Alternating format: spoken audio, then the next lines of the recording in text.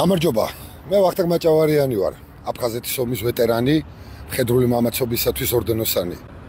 ვინმე შეგიძლიათ ამეხსნათ, რომ რატომ დააკავეს ეს გოგო.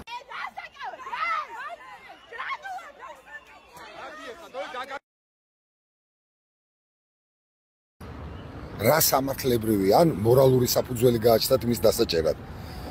ადმინისტრაციული კოდექსის რომელი მუხლი აძლევს პოლიციას იმის საშუალებას, რომ ქართველი ერის გმირის ან წუხელიძის უკტავსაყოფი პლაკატის აღმართვისათვის ადამიანი დააკავოს. თავისთავად ჩნდება კითხვა, რისთვის დაჭირდათ? ასე დემონსტრაციულად, ყოველგვარი მიზეზის გარეშე დაიჭირონ ის, ვინც აღმართა ქართველთა დაუმორჩილებლობის, გაუტეხლობის და სამშობლოს ერთგულების სიმბოლო. რას ებრძვიან ამით? დასვარეს ყველაფერი, რაც ქართული სახელმწიფოს საყრდენი უნდა ყოფილიყო. მოახერხეს ქართული პოლიციის დისკრედიტაცია. სასამართლო სისტემა ტერმიტების მიერ დაღრნილ მუხას გავს. პარლამენტი, საპრეზიდენტო ინსტიტუტი და მთავრობის ლეგიტიმაცია დიდი კითხვის ნიშნის ქვეშაა და ეხლა ჯარს მიადგენენ. დაანებეთ მეომრებს თავი. ისინი არც დეპუტატები არიან და არც მინისტრები, რომ თქვენი სურვილების მიხედვით წვალოთ. ერთ დღეს გმირები უძახოთ და მეორე დღეს კი ტალახი ასხათ თავზე. გენერლები პატარა ბავშვები ტუქსოთ და ანწუხელიძის სიმბოლო დააპატიმროთ.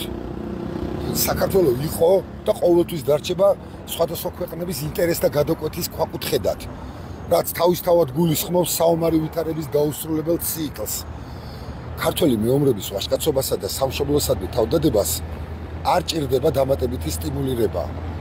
ვინაიდან ეს ამ ქვეყნის შვილებს გენში გვიდევს და არასოდეს გაქრება. მაგრამ მებრძოლთა ღირსების დაცვა და პატივისცემა მთელი ერის პასუხისგებლობაა.